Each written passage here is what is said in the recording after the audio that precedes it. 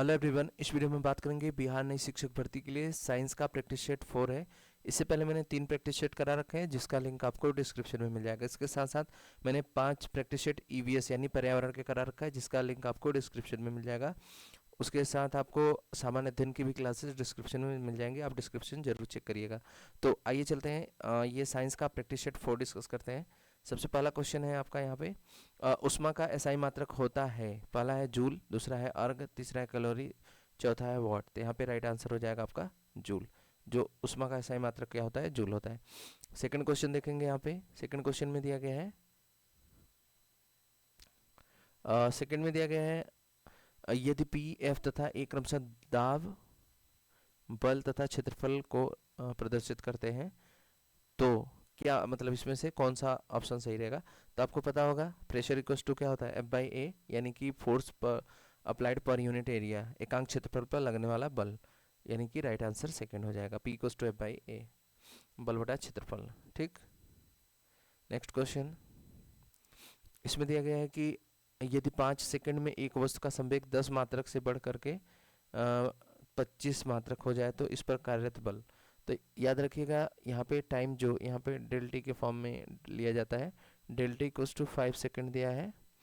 And जो आपका संवेग यानी कि चेंजेस है इसे डेल पी से बोलते हैं।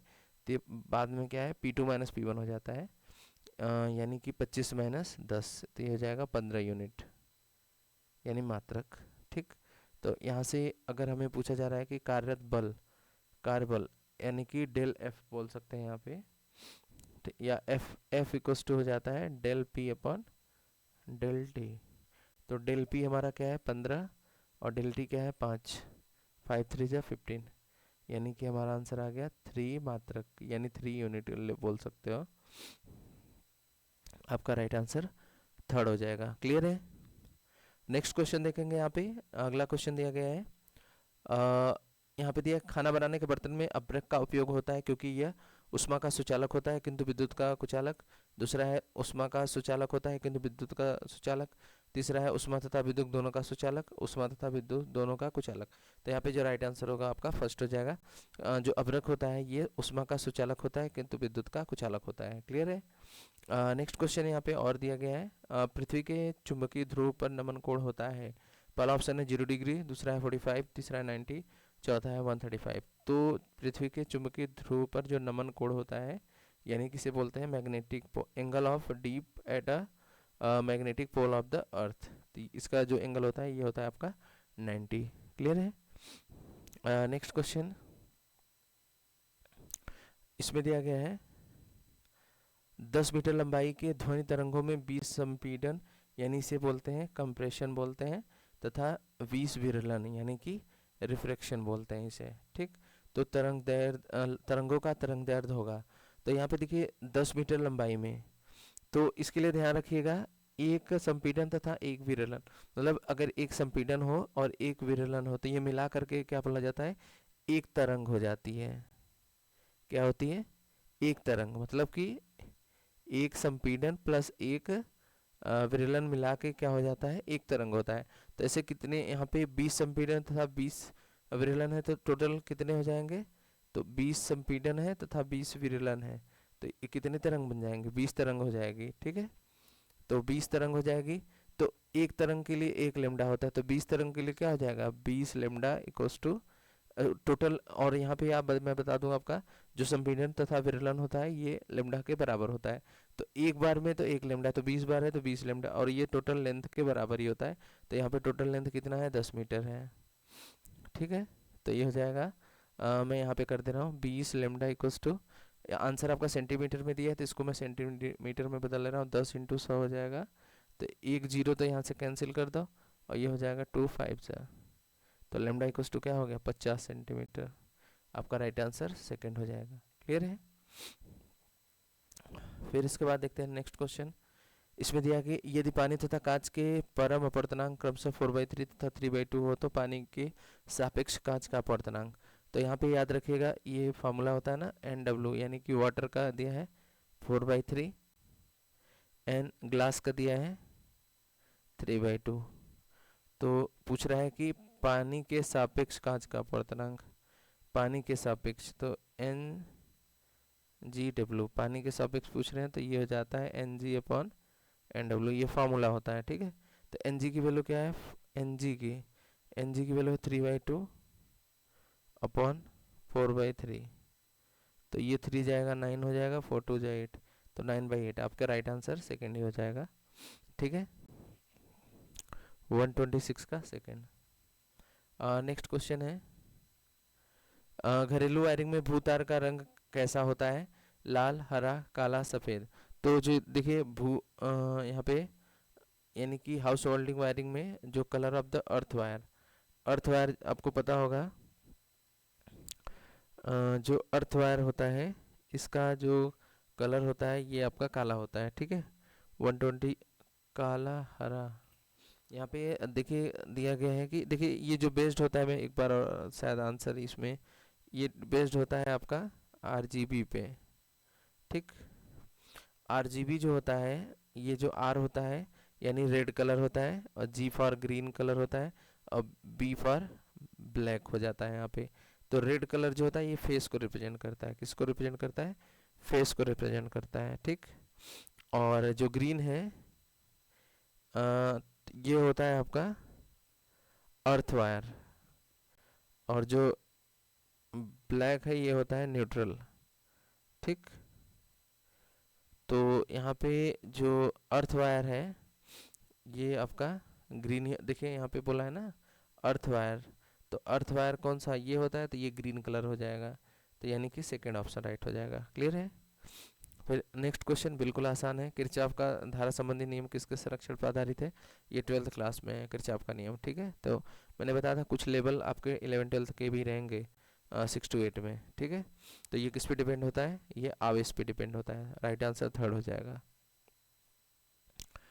नेक्स्ट क्वेश्चन दिया गया है कि यहाँ पे द्विआधारी संख्या 1 1 0 1 2 के तुल्य दशमलव संख्या होती है, तो ये आपका दिया गया decimal equivalent of the binary number दिया है, ये कंप्यूटर में आपने बहुत ज़्यादा पढ़ा होगा। तो यहाँ से हम शुरू करते हैं, जैसे ये आपका है 1 1 0 1, तो इसके नीचे बाइनरी में हम 2 पर 0 से स्टार्ट करते हैं। Decimal equivalent of the binary number, ये बाइनरी में दिया गया है। डेसिमल बनाने के लिए देखिए 2 पर 0 ये होता है 2 पर 1, ये होता है 2 पर 2, ये होता है 2 पर 3, तो ये कितना आ जाएगा 8, 2 2 जो 4 2 जो 8, 2 2 जो 4, और जहाँ पे जीरो रहता है उसको हम निगलेक्ट कर देते हैं, मतलब उसकी वैल्यू हम काउंट नहीं करते हैं, तो ये जीरो हो करेंगे तो कोई इफेक्ट नहीं पड़ेगा। 2 पर 0 की वैल्यू क्या होती है 1, तो हो जाएगा 8 4 12 12 और 1 13, यानी कि आपका राइट आंसर थर्ड हो जाएगा, क्लियर है। तो कंप्यूटर में आपने काफ़ी पढ़ा होगा पहले। नेक्स्ट क्वेश्चन देखते हैं, निम्नलिखित में से कौन सा पेट्रोलियम का अवयव नहीं है, पेट्रोल, कोक, पैराफिन, मोम, स्नेहक तेल। तो 130 राइट आंसर हो जाएगा यहाँ पे, कोक जो होता है ये आपका पेट्रोलियम का अवयव नहीं होता है। नेक्स्ट क्वेश्चन है, एक धातु एम अम्लों से क्रिया पर हाइड्रोजन मुक्त नहीं करता है परंतु ऑक्सीजन से क्रिया पर एक काले रंग का यौगिक देता है, तो एम को पहचानिए। तो क्या हो सकता है, सोडियम दिया गया है, मैग्नीशियम दिया गया है, कॉपर दिया गया है, कैल्शियम दिया गया है, तो यहाँ पे 131 राइट आंसर हो जाएगा कॉपर, ठीक। नेक्स्ट क्वेश्चन इसमें दिया गया है, निम्नलिखित में से किसमें परमाणुओं की संख्या अधिकतम है। तो देखिए परमाणुओं की संख्या निकालने के लिए होता है given mass upon molecular mass, तो गिवन मास जैसे ये 16 ग्राम अपॉन नाइट्रोजन का कितना होता है, एक का आपका 7 होता है, तो 7 2 जा 14, 14 2 जा 28, तो इस तरीके से आप डिवाइड करते जाओगे तो सबसे ज़्यादा आपका पहले का ही आ जाएगा, ठीक है। तो परमाणुओं की संख्या यानी कि मैक्सिमम नंबर ऑफ एटम निकालने के लिए ये आपका होता है given mass upon molecular mass, तो आपका राइट आंसर फर्स्ट हो जाएगा। फिर इसके बाद है आपका नेक्स्ट क्वेश्चन, प्रयोगशाला में एथिलीन और एसिटिलीन को निम्नलिखित में किसके द्वारा विभेदित किया जाता है, तो 133 राइट आंसर हो जाएगा थर्ड, ये आपका टैलेंट अभिकर्मक बोलते हैं, ठीक। नेक्स्ट क्वेश्चन है, निम्न यौगिकों में से किसमें ऑक्सीजन की ऑक्सीकरण संख्या +2 है, OF2, Na2O, NaO2, NaO3।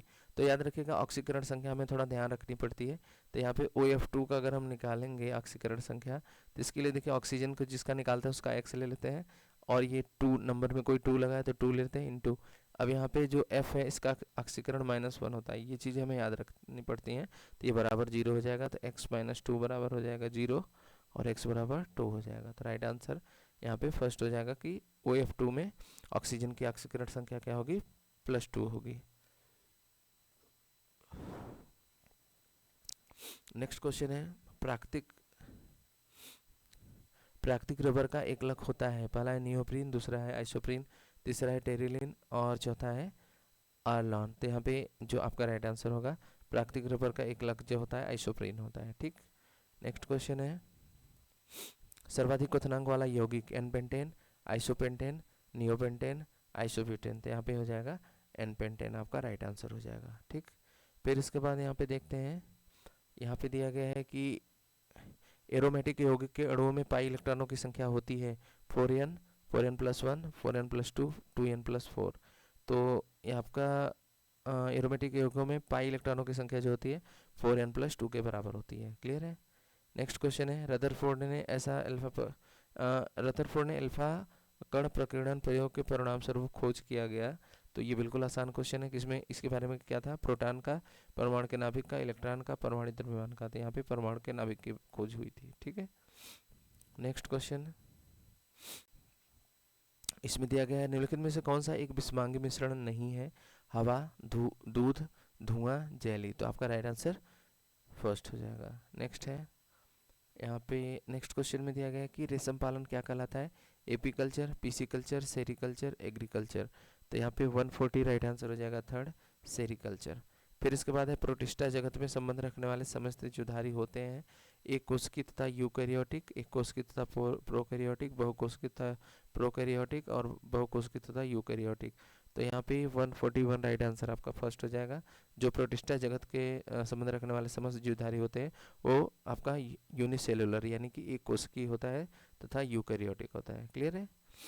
Next question, next question में दिया गया, निम्नलिखित में से कौन सा वर्णक बीजों के अंकुरण से संबंध रखता है, फाइटोक्रोम, प्लास्टोसायनिन, क्लोरोफिल, जेंथोफिल। तो 142 राइट आंसर हो जाएगा आपका फर्स्ट, 142 का फर्स्ट हो जाएगा। फिर इसके बाद है आपका, वह ऊतक जो एक हड्डी को दूसरी हड्डी से जोड़ता है कहलाता है। तो यहाँ पे दिया गया है वसामय ऊतक, उपास्थि, उपकला, स्नायु। तो राइट आंसर फोर्थ हो जाएगा। नेक्स्ट क्वेश्चन है, बीजों का जरायुज अंकुरण होता है आम में, राइजोफोरा में, आलू में, गन्ने में। 144 राइट आंसर हो जाएगा सेकंड, राइजोफोरा में। इसके बाद नेक्स्ट क्वेश्चन है आपका, यहाँ पे प्रकाश संश्लेषण में उत्पादन के रूप में मुक्त ऑक्सीजन का स्रोत है, कार्बन डाइऑक्साइड, जल, ग्लूकोज, क्लोरोफिल। तो आपका राइट आंसर होगा जल। जो प्रकाश मतलब फोटोसिंथेसिस होता है यानी प्रकाश संश्लेषण, उसमें जो ऑक्सीजन रिलीज होती है, तो वो कह रहा है कि उसका स्रोत क्या है, तो ये जल से इसका स्रोत है ना। ठीक है, आपको क्लियर होना चाहिए। नेक्स्ट क्वेश्चन है, रक्त का वह घटक जो संपूर्ण रक्त वाहिनियों में इसके थक्का बनने को रोकता है, वह है एंटीबॉडीज, हेपेरिन, थाम्ब्रिन, हीमोग्लोबिन। तो यहाँ पे राइट आंसर हो जाएगा सेकेंड, इसे बोलते हैं हेपेरिन। ठीक, नेक्स्ट क्वेश्चन, इसमें दिया गया है कि लैंगरहैंस की दीपिकाएं किस में पाई जाती हैं, आमाशय में, यकृत में, अग्नाशय में, हृदय में। तो इसका राइट आंसर थर्ड हो जाएगा। नेक्स्ट क्वेश्चन है आपका, एंजाइम रासायनिक रूप से होते हैं लिपिड, अम्ल, कार्बोहाइड्रेट, प्रोटीन। तो 148 राइट आंसर हो जाएगा फोर्थ, प्रोटीन। नेक्स्ट क्वेश्चन यहाँ पे दिया गया है, निम्नलिखित में से कौन सा अम्ल विटामिन बी है, फार्मिक अम्ल, एस्कॉर्बिक अम्ल, मैक्लिक अम्ल, पेरिमेटिक, पामिटिक अम्ल। तो 149 राइट आंसर हो जाएगा सेकंड, एस्कॉर्बिक अम्ल। और ये क्वेश्चन जो है मैथ्स का है, मैथ्स का जब प्रैक्टिस सेट कराऊंगा तो वहाँ पे ये सारी चीज़ें डिस्कस करूंगा।